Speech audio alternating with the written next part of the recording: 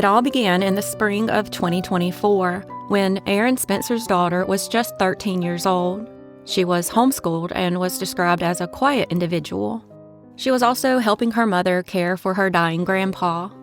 Because that came with a lot of stress, her mother allowed her to spend time with trusted family friends in order to get a break. One of those family friends was dating 66-year-old Michael Fossler, who was a veteran, former police chief in Indiana, and former school resource officer. Unfortunately, he had an ulterior motive. He obtained Aaron's daughter's phone number and began texting her, and that's how the grooming began. By July, her parents were informed by a family member that their now 14-year-old daughter had confided that she had been sexually assaulted. Immediately, her parents asked what had happened, and she explained that Fossler, whom they weren't familiar with, had assaulted her sexually multiple times. They quickly turned to authorities for help and were promised that things would be taken seriously and that Fossler would be held accountable. At first, it appeared he was.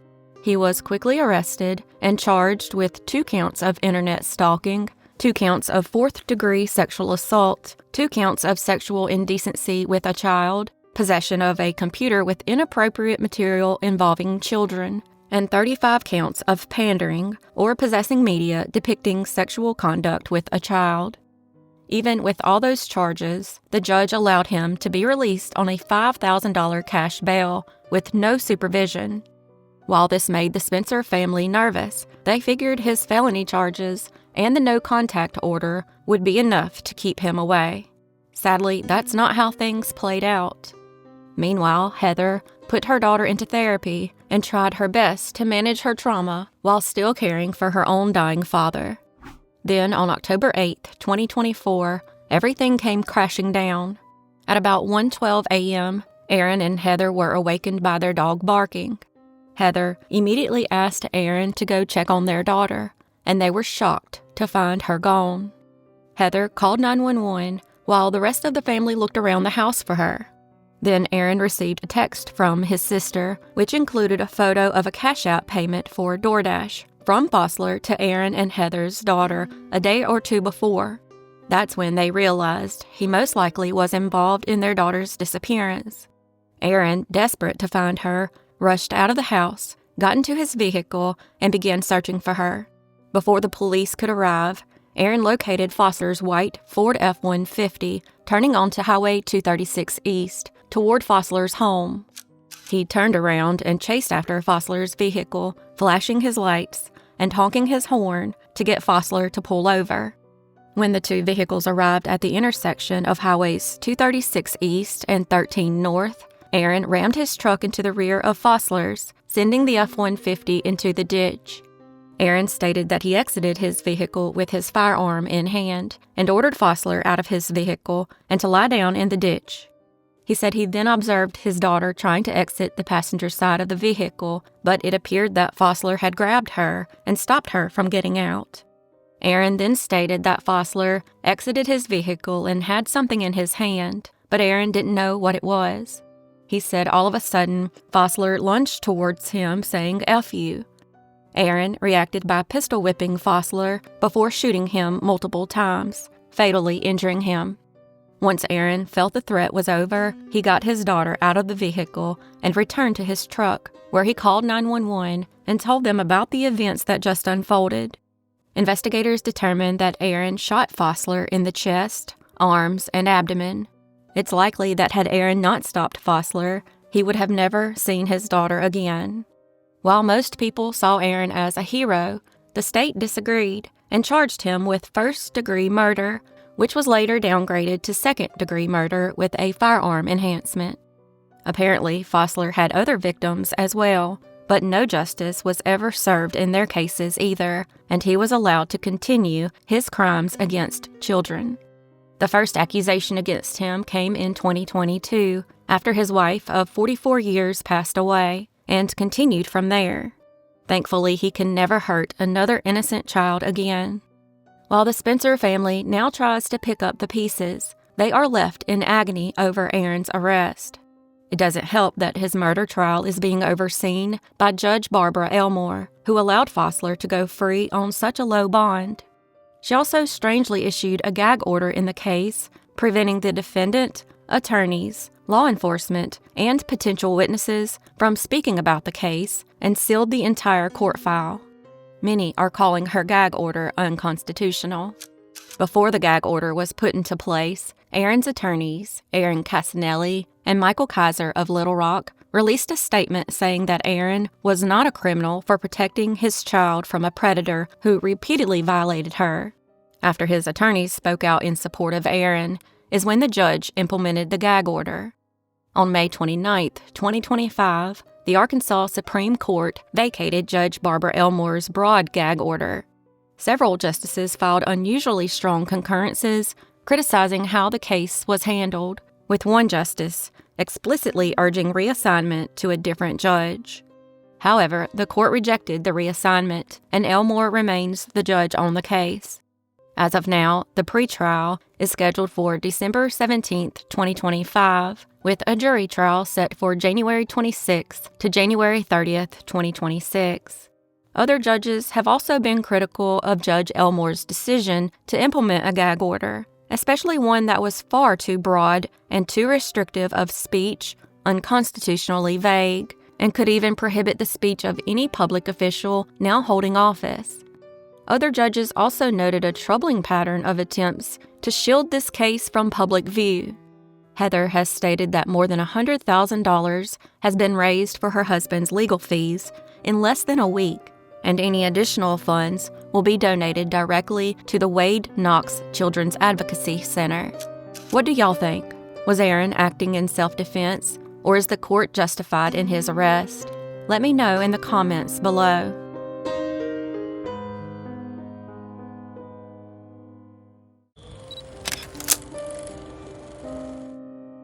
Hussein Murray, who went by Sam, was born in 1952 in Lebanon.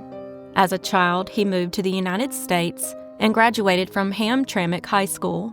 He eventually married a woman named Linda, and by the age of 72, they were living a quiet life in Rochester Hills, Michigan.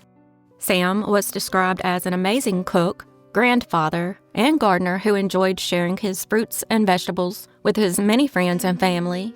His grandson, named after him, described him as a man with a heart of gold who treated all those around him with kindness and compassion. The Murrays owned gold and glitter jewelry in Hamtramck, as well as a luxury pawn shop specializing in jewelry. On October 11, 2024, at 10 p.m., two men, posing as DTE utility workers checking a gas leak, rang the Murrays' doorbell and asked to come in. We're DTE. We're checking for gas leaks. Sam and his wife declined, saying it was too late. The next day, they returned, and this time were allowed to enter. They wanted to make their way to a basement, and that's exactly where Sam took them. Once down there, the men bound him with duct tape before beating him to death. They then turned upstairs and demanded money, jewelry, and the location of the safe from Linda. She immediately asked where her husband was, to which they responded he was asleep. However, upon noticing the blood on them, she began screaming, causing one of the men to strike her while trying to cover her mouth. Just like Sam, they bound her with duct tape. After that, they searched the home and took her phone, watch, cash, and other jewelry, and then left in a white truck with a DTE sign on the side. Thankfully, she was able to free herself and call the police. When they arrived, she told them she thought her husband had been kidnapped. Yeah. Okay.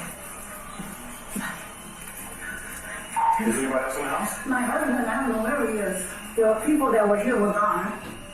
What's your husband's name? Sam. Okay.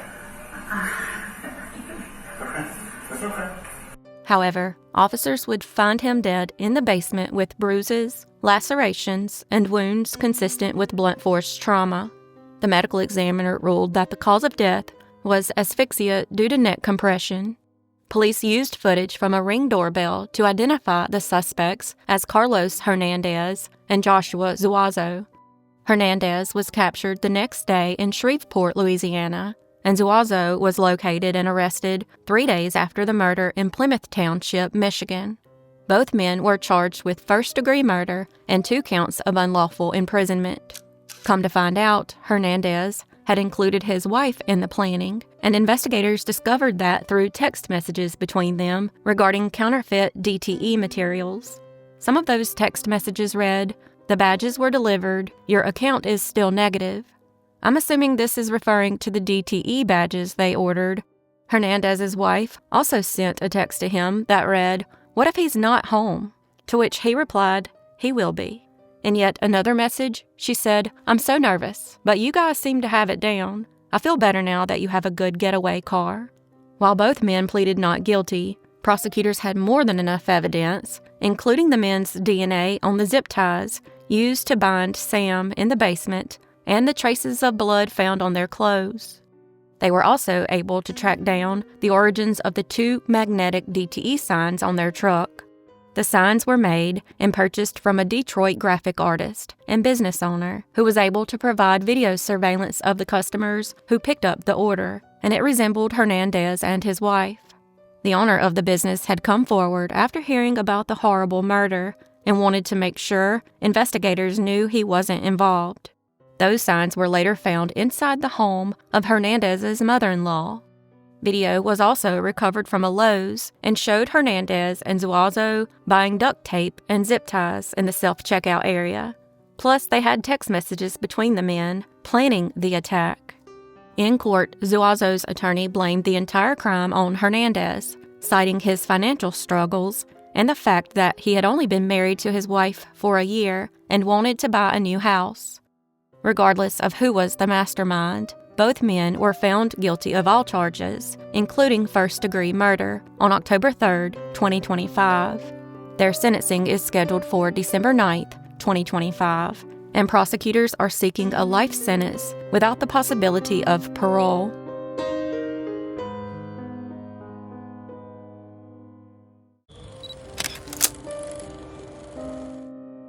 Jaylah Lavi'a Bass was born on November 26, 2016. At the age of 5, she lived with her parents, Jermaine Lavonda Bass, Shirley Princess Bass, and her 8-year-old brother, JJ, in the Armature Gate townhomes in Tampa, Florida.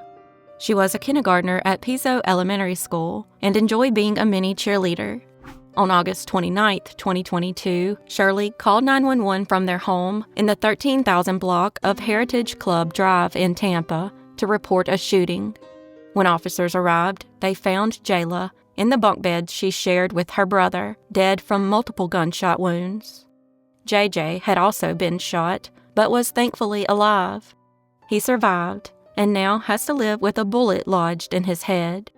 As for the gun, it was still in the children's bedroom, along with 5 spent casings. It belonged to their father, Jermaine, who claimed he was trying to unload the magazine when the gun accidentally went off 5 times, hitting both his children's heads as they slept. Obviously, investigators weren't buying this, and he was arrested and charged with first-degree murder. Jermaine had a lot going against him. First, prosecutors argued that most accidental gun discharges are a single bullet, not 5. There's also the fact that when officers arrived, they found Jermaine holding his son, JJ, who had been shot in the head. When asked if anyone else was injured inside the home, he told officers no, when Jaylah was clearly dead upstairs. Plus, crime scene photos were inconsistent with his account. In the end, he was found guilty of first-degree premeditated murder, first-degree attempted premeditated murder, and aggravated child abuse. As family members read their heartbreaking statements, Jermaine didn't shed a single tear. Then, when given the opportunity to address the court, he never mentioned Jaylah, not even once. In the end, I know God will always watch over me. La ilaha illallah. I got nothing else to say, Your Honor.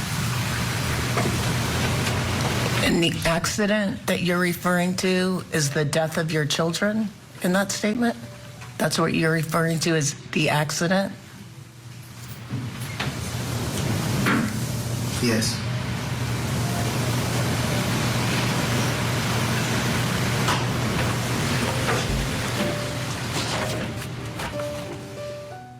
When all was said and done, he was sentenced to life in prison without the possibility of parole.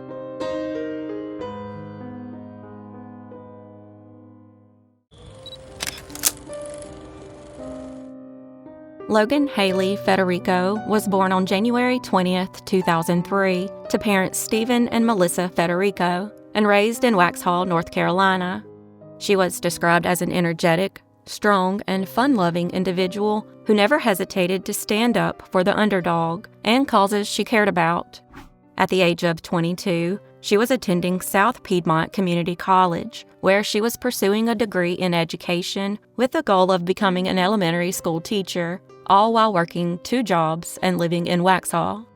On May 3, 2025, Logan was hanging out with friends about an hour and a half from Waxhaw in Columbia, South Carolina. That night, they went out before returning to her friend's home on Cypress Street in the old Shandon neighborhood. Unfortunately, as they slept, a man broke into a nearby home and stole a firearm, wallet, and keys to the owner's vehicle. After leaving that home, he set his eyes on the house where Logan was. With the stolen gun in hand, he burst into the home and entered Logan's bedroom where she was sleeping. He attacked her, dragged her out of bed, forced her to undress and get on her knees, all the while begging for her life.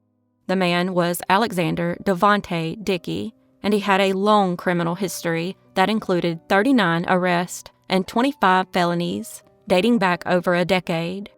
Sadly, Logan wouldn't survive, and after being executed, Dickey fled the scene with her debit and credit cards in the vehicle he had stolen from a nearby neighbor's house. He then went on a shopping spree with her cards. As he was driving near Gaston, South Carolina, in the stolen car, he crashed and forced his way into a nearby home. He then tried to set it on fire before officers were able to extract him through a window. If you're wondering why he wasn't behind bars, considering his high amount of convictions, well, that's because of Judge Bentley Price, who is also known as Judge Catch and Release.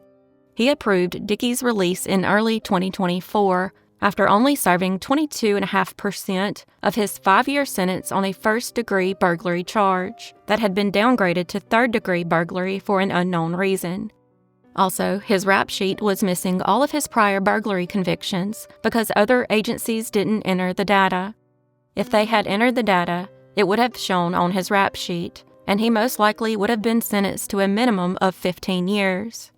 Eventually, Judge Price was ruled unqualified by the South Carolina Bar and not renominated. He vacated the bench in June 2024, and in September 2025, was rebuked by the South Carolina Supreme Court over a separate case. Dickey is now facing 12 state charges in Richland County, including murder, 2 counts of first-degree burglary, and 2 counts of possession of a weapon during a violent crime, plus 23 additional counts in neighboring Lexington County for arson, burglary, and financial crimes. He's being held without bond and could face the death penalty. At this time, he remains in prison awaiting a trial date. How many of y'all have kids? I'm just curious. Here's what I need you to do. When I tell you this story, think about your kids. Think about your child coming home from a night out with their friends, laying down, going to sleep, feeling somebody come in the room and wake them, and drag her out of bed, naked, forced on her knees, with her hands over her head, begging for her life, begging for her hero, her father, me, that couldn't be there.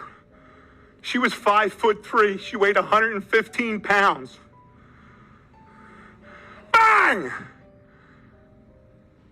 Dead. Gone. Why? Because Alexander Devontae Dickey, who was arrested 39 goddamn times, 25 felonies, was on the street. How about that? How good are we doing for our family? How good are you doing for your kids? He should have been in jail for over 140 years for all the crimes he committed. You know how much time he spent in prison?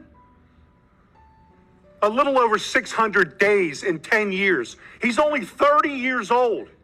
He was committing 2.65 crimes a year since he was 15 years old, but nobody could figure out that he couldn't be rehabilitated. Well, you'd have to put him in prison to see if he could be rehabilitated. Isn't that the idea of prison? But no, my daughter wanted to be a teacher. She finally figured it out 2 weeks before she was executed.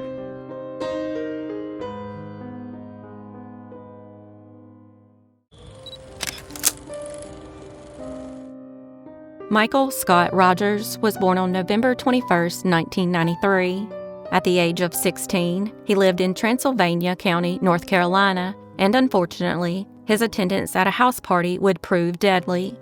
On the night of February 20th, 2010, Michael's friend Krista Rickards asked him to accompany her to a house party so she wouldn't have to go alone, and he agreed. The party was a secret and was being hosted by 19-year-old Scott Fisher at his parents' home on Holiday Drive in Henderson County while they were out of town. While there, several people were underage drinking and doing drugs. Michael had allegedly started drinking beforehand, and by the time he arrived, he was already drunk. As he continued drinking, he became belligerent, and his drunken behavior began annoying those around him. He was telling people that he had been in 2 mental institutions and was addicted to drugs. It's unclear if any of that is true. At around 11 p.m., he called his mother and stepfather and asked them to come pick him up. He called back a few minutes later, crying, and said, "They done beat the hell out of me. I'm laying here and bleeding all over, and I just pray to God they don't come back and kill me." After his mother received that frantic call, she spoke with Scott Fisher, who agreed to drive Michael down to the Blantyre Baptist Church, a quarter-mile away, to meet her. She also called 911 and asked someone from the sheriff's department to meet her at the church. However, when they arrived, nobody was there, and the deputies began searching for Michael. Upon searching the Fisher home, they didn't find Michael, but found blood drops and a bloody towel inside. They then called Scott's father, Sean Fisher, to inquire about Michael's location. Sean said that his son had called him and said that he had dropped Michael off at the end of the driveway, but Michael wasn't there either. They still hadn't made contact with Scott, who had left the home and not returned. Upon a second call with Sean, he told the deputy that his son might be with a woman named Ashley, who drove a silver Volkswagen and lived in an apartment on King Street in Brevard, North Carolina. The investigating officers rushed over there, arriving a little after 3 a.m. There, they found the silver Volkswagen, and along with another deputy, they observed blood spatter spots and bloodstains in the car. Inside the apartment, they found a few people, including Scott Fisher and a man named Richard Thomas. Both Thomas and Fisher were questioned by the police. Thomas said that Michael was driven and let out near Highway 64 and King Road, then headed to Grove Bridge, just over the Henderson County line. Fisher initially said Michael walked away near the intersection, then admitted they drove to the boat access, where they continued beating him before leaving him in the cold. Fisher went on to tell investigators that Michael arrived at his house in a wild state. He said a brief initial fight broke out between Thomas and Michael. Thomas had allegedly hit Michael, knocking him over the railing, resulting in a cut lip. Fisher then admitted that later on, he punched Michael numerous times, even as he was in and out of consciousness on the floor. Coleman Hall also allegedly got in on the beatings. Fisher's father had arrived at the home after Fisher's uncle called him and told him that he had seen Michael on the ground, beaten up, and told him he had to get Michael out and away from the house. That's when they put Michael in a vehicle and said they were taking him to meet his parents. 2 witnesses reported seeing Hall and Fisher hit Michael near the boat access and said they even threw rocks at his head. In that vehicle was the driver, Coleman Hall, who went by Coley, his passenger, Scott Fisher, and 2 females. However, instead of going to the church to meet his parents, they drove about half a mile down Grove Bridge Road to the Blantyre Bridge and boat access. Once there, they forced Michael out of the vehicle and beat him again. They then left him shirtless with no cell phone. After that, some of the members of the party burned their clothes in order to destroy evidence. Late the next morning, officers spotted Michael's body in a hog pasture off Grove Bridge Road. He was muddy, wearing jeans but no shirt. The medical examiner could list no single injury that caused Michael's death. It did, however, state that hypothermia was the cause, exacerbated by alcohol and non-fatal injuries. Although alcohol was present, no illegal drugs were detected. There were also no injuries to the brain, bone fractures, or internal injuries of any kind. Toxicology showed blood alcohol of 0.06 and urine alcohol of 0.15, a pattern consistent with declining blood alcohol by the time of sampling. While many were involved in the events that led to Michael's untimely death, only one was arrested, Scott Fisher. He was charged with involuntary manslaughter in January 2011. In May of 2012, he was found guilty and sentenced to 19 to 23 months in prison. Many feel that others should have been charged as well. Since Michael's death, Coleman Hall has been in and out of jail, but never charged with Michael's death.